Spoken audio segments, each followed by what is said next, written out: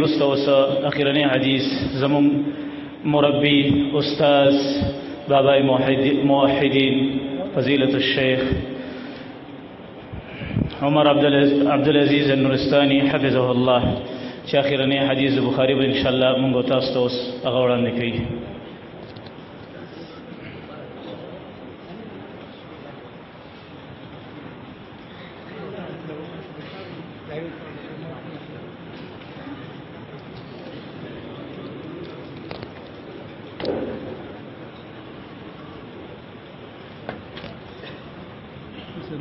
انعامات دومره کې ورکو دعا باغ نه پسو کې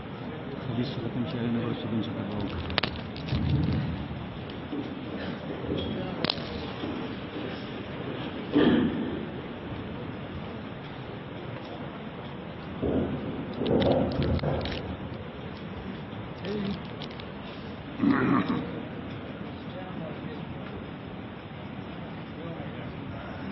السلام عليكم.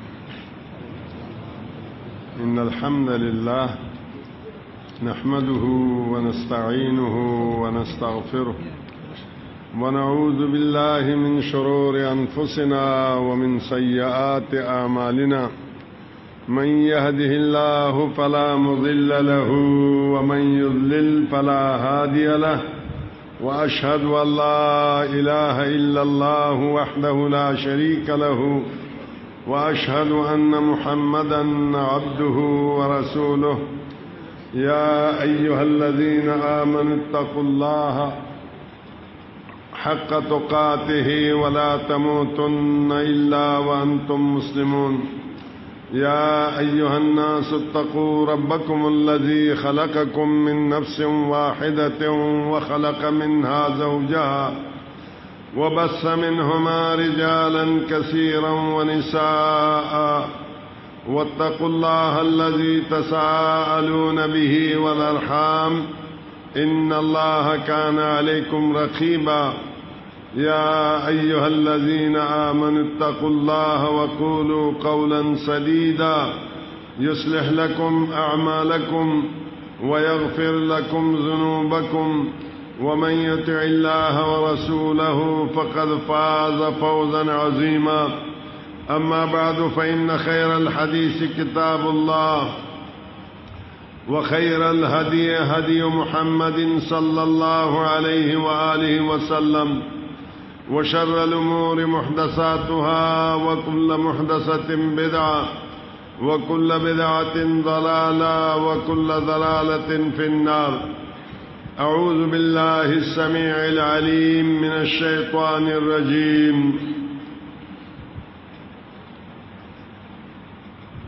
ونضع الموازين القسط ليوم القيامة. دا الله سبحانه وتعالى حمد و ثناء او محمد رسول الله صلى الله عليه وآله وسلم باندې درود و سلام نرستا. زما محترم و معزز الله سبحانه وتعالى بندگان دسی ډیر دي چې هغوی ته الله سبحانه وتعالى رفعات بلندی او مراتب ورکړي دي. هغوی کې یو امام بخاری رحمت الله علیه ده چې هغه ته هم الله سبحانه وتعالى دا قدر او منزلت ورکړی دی چې اهل حدیث وی او که غیر اهل حدیث وی که بریلیان وی که هر څوک چې د دې کتاب قدر کوي او د امام بخاری رحمت الله علیه قدر کوي. وجه دا ده چې امام بخاری رحمت الله علیه دا کتاب چې لیکلی دی ډېر په اخلاص او ډېر په للهیت په بنیاد باندې لیکلی دی او خاص کر د رسول الله صلی الله علیه و آله وسلم د احادیثو په دفاع کې لیکلی دی. دغه وجه ده چې الله سبحانه و تعالی د قدر او منزلت د هر مسلمان په ځل کې اچولې ده. امام بخاری رحمت الله علیه او د صحیحینو دا قدر او منزلت کافی ده. لکه چې یو شاعر وایي الفضل ما شهدت به الاعداء، فضیلت هغه دی چې مخالف هم ستا تعریف وکي، مخالف هم ستا تعریف وکي، هغه خلق هم ستا تعریف وکي چې ستا په خبرو باندې عمل نه کوي.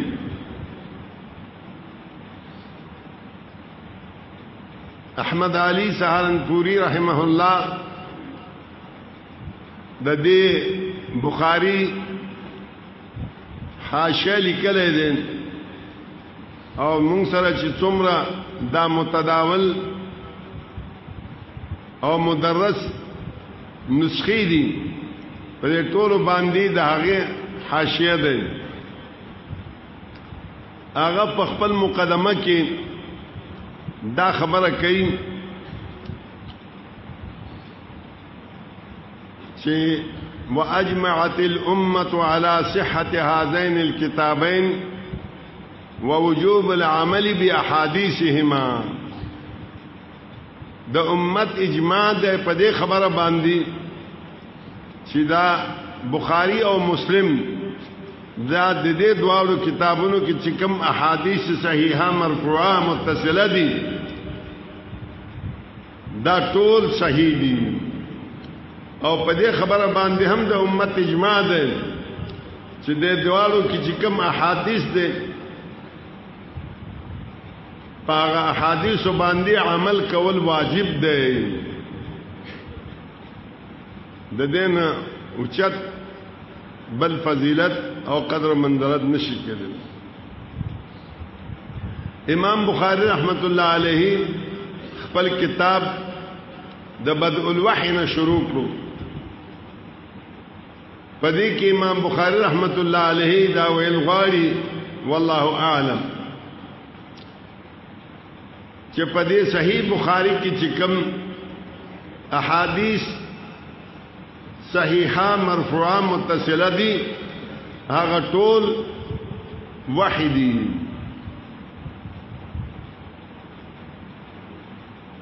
دا الله سبحانه و تعالی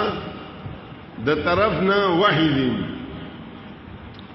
او ورپسې امام بخاری رحمت الله علیه د دقت فهم ته لږ سوچ پکار دی چې هغه دا آیات راوړو چې انا اوحینا الیک کما اوحینا الی نوح والنبیین من بعده. پدې کې د امام بخاری رحمت الله علیه اشاره ده چې واحد وا قسم دي. یو هغه واحد چې د هغه کتابي صورت اختیار کړی دی لکه قرآن پاک شو، تورات او انجیل شو، هغه صحائف د ابراهیم او د موسی شول. اگر چې هغه صحائف مونږ ته نه دي معلوم، خو زمونږ په ایمان په دې دی چې الله سبحانه و تعالی په خپل کتاب کې ذکر کړی دی. او بل قسم هغه وحی دی چې د هغه کتابي شکل نشته مگر وحی دی، هغه ته حدیث ویل کی. لکه نوح علیه السلام ته وحی شوی هغه حدیث، والنبیین من بعده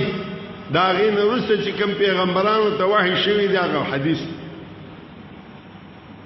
والله اعلم امام بخاری رحمت الله علیه دا وینا غواړي مقصد دا ده څنګه چې الله سبحانه و تعالی د هغه وحی نه یو انسان انکار وکي چې چې هغه کتابي شکل اختیار کړي هغه چې څنګه د عذاب مستحق دی د غرقولو مستحق دی دارنګه هغه انسان هم د الله سبحانه و تعالی د عذاب مستحق دی چې هغه احادیث د انبیاو د نوح علیه السلام نه نیولې تر محمد رسول الله صلی الله علیه وسلم پورې چې دا هغه نه انکار کوي هغه هم د عذاب مستحق دی نوح علیه السلام قوم د نوح علیه السلام د احادیثو نه انکار وکړو کتاب خو ورسره نه خو د وحی نه انکار وکړو د احادیثو نه انکار وکړو الله سبحانه و تعالی وی غرق کړ پوبو لاو کړل دارنګ فرعون چې د موسی علیه السلام د حدیثو نه انکار کړو هغه هم غرق کړو موسی علیه السلام ته کتاب د فرعون د غرقېدو نه وروسته ملاو شوی و چې هغه کله غرق شو الله سبحانه و تعالی فرمایي چې وجاوزنا ببني اسرائيل البحر فاتوا على قوم يعكفون على اصنام لهم دا د هغه د غرقېدو نه وروسته هغه دا خلکو باندې تیر شو هغه نه وروسته بیا الله سبحانه و تعالی موسی علیہ السلام ته د څلوېښت ورځو هغه میقات هغه ورکړو هغه نه وروسته موسی علیہ السلام دا ارزو او تمنا وکړو رب ارینی انظر الیک هغه نه وروسته الله سبحانه و تعالی ورته ویل چې موسی ان استفیتک بکلامی و برسالاتي و کلامی څنګه مشکل بکلامی و رسالت زما رسالت او په کلام سره تما غوړه کړی نو ته دې شکرګزار ونه اوسه داسې خبرې دا تاسو نه مکو چارینی کا انظر الیکا تمانشی کته په دې ژوند د دنیا کې غر ته تجلی وکړه غزیره زیره شو اغه نورسته الله پاک وی وكتبنا له في الالواح من كل شيء تفصيلا لكل شيء ما مقصد دا دی شاهد دا خبره ده چې د ټولو د فرعون د غرقېدو وروسته د دې ټولو واقعات وروسته موسی علیه السلام ته تورات ملاو شوی نو د دین دا معلومیږي چې فرعون چې الله غرق کړی دی د موسی علیه السلام حدیث نه ومنل قوم نوح چې الله غرق کړی د نوح علیه السلام حدیث نه دی منل امام بخاری رحمت الله علیه دا ویل غواړي کله محمد رسول الله صلی الله علیه و آله وسلم حدیث څوک نه مني باغی کې شکوک او شبهات پیدا کړي باغی باندې استهزاء کړي نو هغه هم لکه فرعونانو غوندي او د قوم نوح غوندي د غرق کېدو قابل دی والله قادر دی په خبر باندې چې غرق کی زما محترم و معزز امام بخاری رحمت الله علیه بدء الوحی اولنی کتاب دی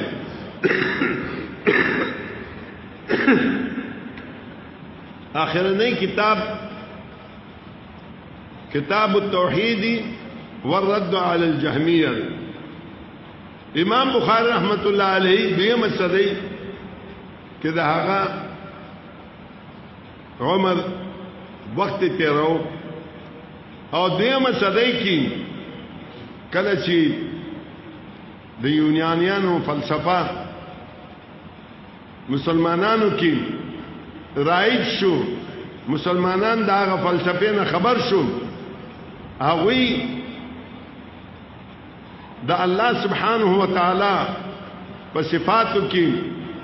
او د الله په وحدانیاتو کې شکوک او شبهه پیدا کړي. نو محدثین دغه فتنې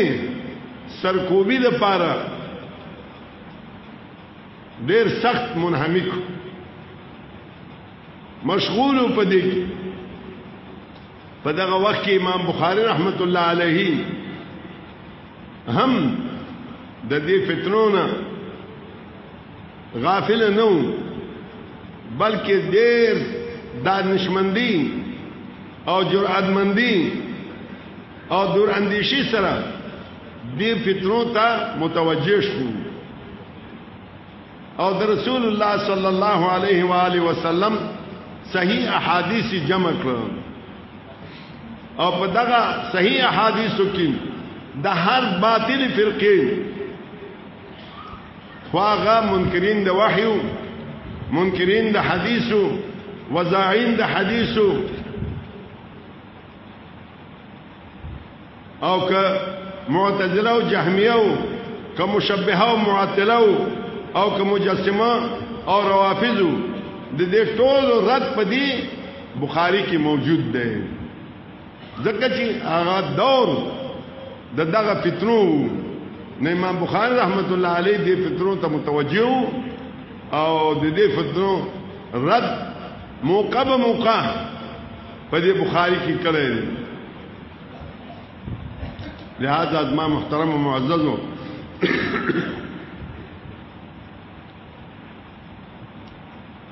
بدء الوحی کم دغه د امام بخاری رحمت الله علیه مقصد دی چې دې کې څومره احادیث دي دا وحی دي. هغه سم امام بخاری رحمت الله علیه انما الاعمال بالنیات دا حدیث راوړو پدې کې د امام بخاری رحمت الله علیه مقصد والله اعلم هغه دا دی کوم عمل چې د وحی مطابق وي او هغه کې اخلاص وي، نیت خالص د الله سبحانه و تعالی د پاره، نو هغه عمل ونضع الموازین القسط داغي وزن په وزن کې به ثقالت پیدا کی. ثقالت په وزن د اعمالو کې هغه اعمال ته نصیب کیږي چې هغه مبني وي په وحی باندې، مبني وي په اخلاص باندې. دا دوه شیونه چې وي، یو د وحی ما تحت وي، یو اخلاص وي، نو هغه عمل وزنی وي.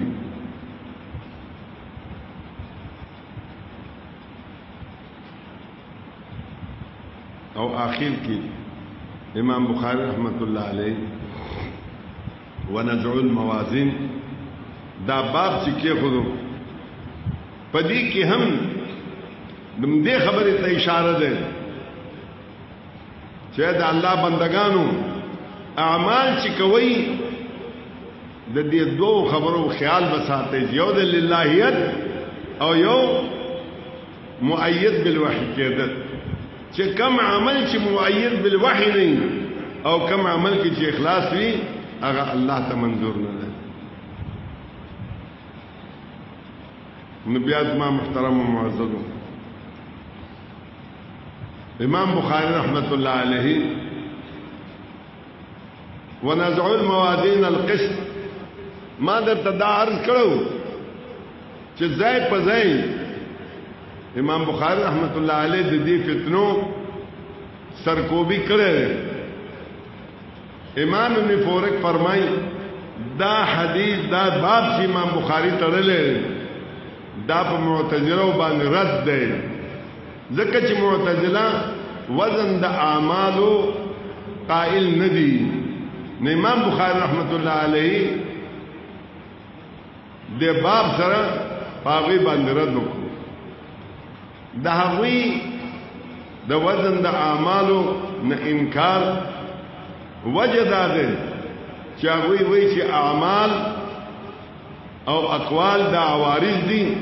دا کله چې را پیدا شنو بیا خورش ختم شي. واللہ سبحانہ وتعالی قرآن کے فرمائیں اليوم نختم على افواههم وتكلمنا ايديهم وارجلهم بما كانوا يكسبون. اللہ سبحانہ وتعالی فرمائیں چې د دوی دا سرمنی بم په دې باندې گوايو کی بیا با دا انسان وی لما شهدتم علينا قالوا انطقنا الله الذي انطق كل شيء. چې الله سرمنه ته چې کوم دینو نطق ورکول شي خپو ته لاسونو ته نطق ورکول شي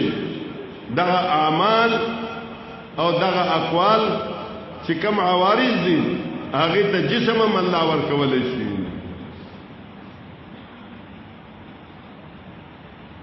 بهر حال امام احمد بن حنبل رحمه الله فرمایي څوک چې د میزان نه انکار کوي هغه په میزان باندې رد کوي هغه حقیقت کې په الله او رسول باندې رد کوي. ځکه الله د میزان ذکر په قران کې کړی دی او محمد رسول الله صلی الله علیه وسلم په خپل حدیثو کې کړی. امام زجاج فرمایي اتفق اهل السنه والجماعه على ان الميزان حق له كفتان ولسان يميل بالاعمال وان صاحب الميزان جبريل عليه الصلاه والسلام. دا اهل السنت والجماعت په دې خبر باندې اتفاق ده چې میزان حق ده. قیامت په ورځ به زمونږ د اعمال او د اقوال د پاره طلب او دري الله سبحانه وتعالى او دغه میزان چې کوم ده دو پردي دي او یو لسان ده او دا لسان چې کوم ده عجبه غوندې شره هغه په اعمال سره د خواکیږي کې نیک وي نو خې طرف ته او که بد وي نو ګس طرف ته مایل شي. او دا میزان چې چا پلاس کې ده په ورځ د قیامت کې هغه جبرئیل علیه السلام. لہذا ازما محترم و معزز د وزن د اعمالو نه انکار نه دی پکار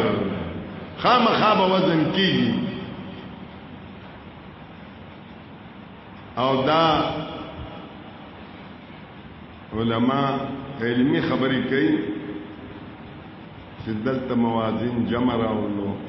القسط داغی صفت ده دای مفرد راولو او وقت کم ده دی خبرو سے بنا گردوں. چونکہ امام بخاری رحمت اللہ علیہ فرمائی وان اعمال بنی آدم و اقوالهم توزن دی کی تعمیم ده د هر انسان اقوال او اعمال با تللکی مگر دو قسم انسانانو اعمال او اقوال با نه تللکی. یو د هغه انسانان چې هغه مشرکان وي چې مشرک وي څومره چې عمل کوي هغه برباد. الله سبحانه وتعالى فرمایي اولئک الذین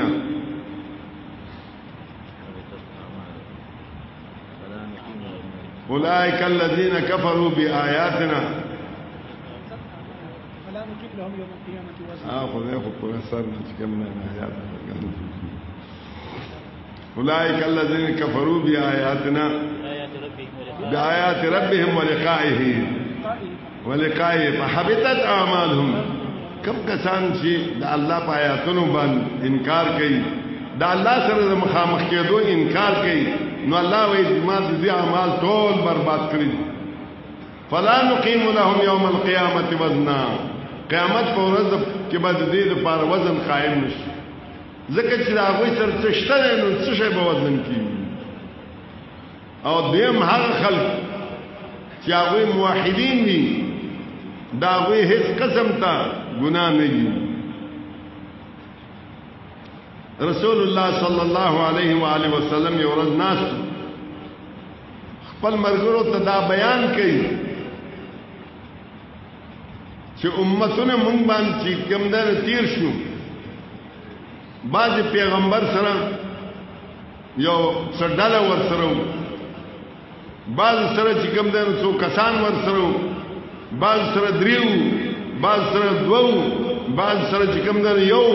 بعض انبیاء داسې و چې هغه سره یو امت هم نو چې ما وکتل یو لوی سواد عظیم نیولې ډېر لوی جماعت نیولې نو ما جبريل ته ویلو چې دا زما امت دی رسول الله جبريل عليه الصلاه والسلام ورته ویل چې نه دا ستا امت نه دی دا د موسی عليه الصلاه والسلام امت دی تبره وګوره چې بره وکړه دا افق دا کناره د اسمان دا ټول ډک ولې دا ستا امت دی ورسره جبريل عليه السلام دعوت او فرمایي منهم 70,000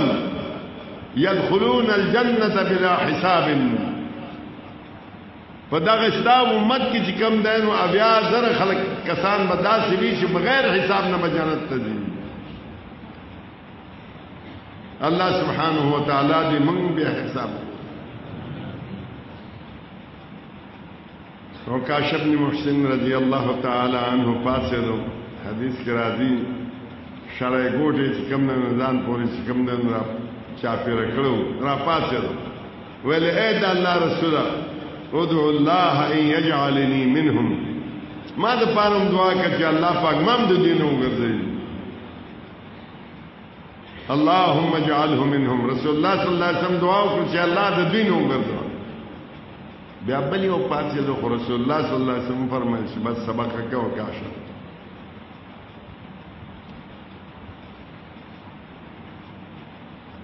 مکتب دا د چهار یعنی دا دو قسم خلق باب بغیر حساب کتاب جنتیان جنت تبن جو جهنميان بغیر حساب کتاب نه جهنم تبن او باقی د ټولو اعمال وزن بکی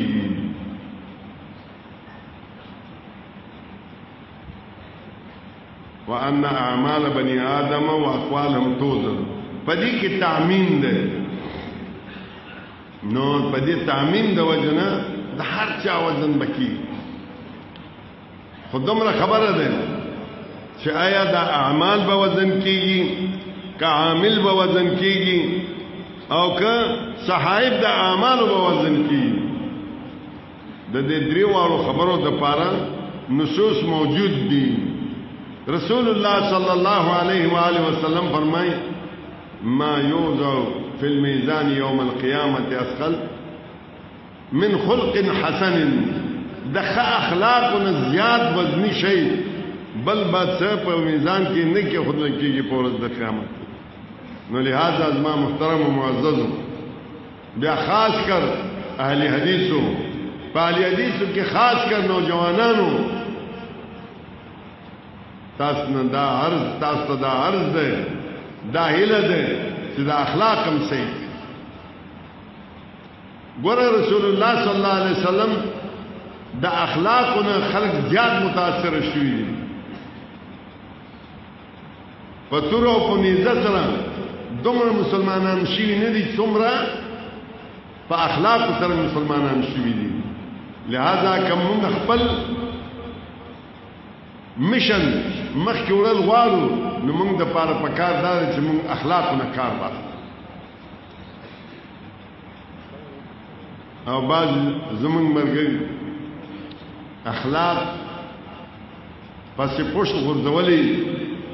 ارچاپ سے لګیای خدا ښه کار نه دی دا نه تبلیغ دی او نه چې کوم دی نه د دین خدمت دی او نه دا اهل حدیث دی چې اخلاقونه کار نه اخلي او دیم خبره ده چې عاملین بتل کی عبد الله بن مسعود رضی الله تعالی عنہ هغه دا پوندې ډیر نری نو صحابه کرام په تعجب کو سرد دین چې نری پوندې وي او بہادر دی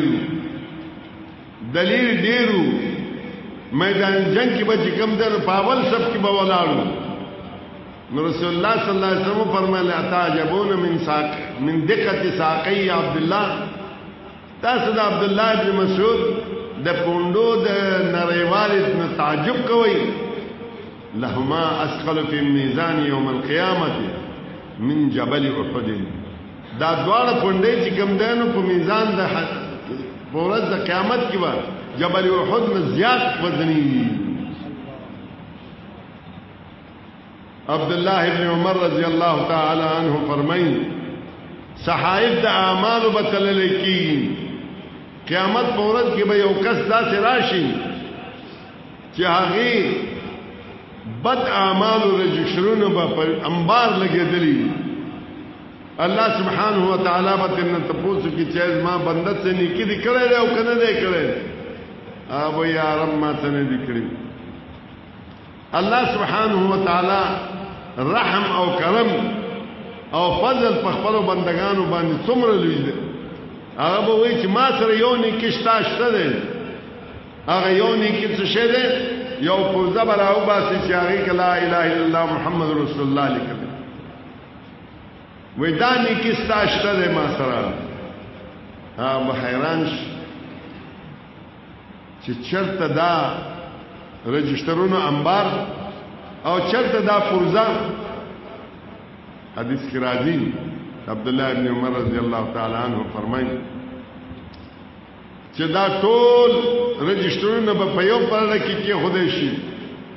او دا یو بطاقه دا به کوم نه په بل پرده کې د دې بطاقه لا اله الا محمد رسول الله پر لبا دا درنه شي او هغه رجسترونه به کوم نه تعال شي. لهذا ما محترم معزز وزن د اعمالو حق ده د اهل سنت والجماعت دا اتفاقی عقیده ده چې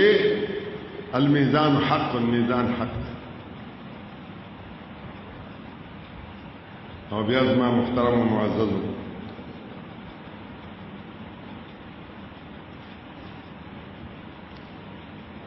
امام بخاری رحمت الله علیه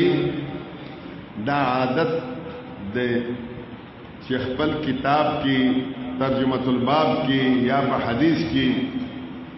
د قران کریم یو ټکی راشي یو لفظ راشي دا غ لفظ د مادینه بل یو لفظ قران پاک کې راشي دا غ بل لفظ اگر کې دې ځای کې مناسبت وی او کني وی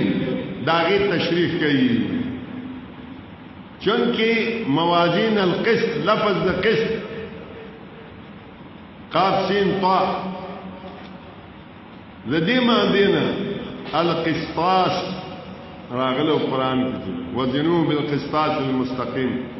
دا غي تشریح کوي الله امام بخاری رحمت الله علیه تشریح هم د مجاهد په قول سره کوي دوی چې مجاهد ویل دي چې القسطاس العدل بالروميه رومي کې چې کوم دانو عدل ته ویل کیږي. ويقال القسط مصدر او دا هم ویل کیږي ویل شوی دی چې قسط مصدر دی د مقسط. نو په دې باندې ابو بکر اسماعیلی یو اعتراض کړی دی هغه دا وایي چې دا مقصد چې کوم دی د باب افعال اسم مفعول دی او مصدر چې کوم دی نو اقساط راځي. نو امام بخاری دا څنګه ویلو چې دا قص چې کوم دی نو کشک مصدر ده د مقصد. نو علماء کرام دا خبره کوي چې دلته امام بخاری رحمت الله علیه باندې اعتراض وکړ وارد دي چې دا په حذف د زوائد سره ده او عربو دا طریقه ده چې کله یو کلمه خپل اصل ته واپس کوي نو هغه وخت زوائد چې کم ده نو حذف کی.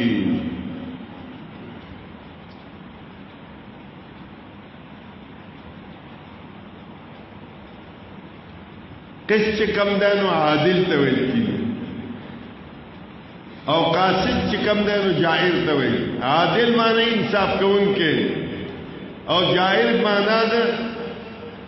ظلم کوونکی. دا دواړه الفاظ قرآن کې استعمال شوي دي. الله سبحانه وتعالى فرمایي واقسطوا ان الله يحب المقسطين. انصاف کوي الله انصاف کوونکو سره محبت کوي. واما القاسطون فكانوا لجهنم حطبا. کم قاسطین ظالمان چې دي هغه د جهنم خاشاک دي. دارنګ فراوي القاسطون المقسطون العادلون والقاسطون الجائرون. زما خیال دا دی چې وخت هم کم دی او منتظمین هم لږ پریشان دي. زما لنډ کوم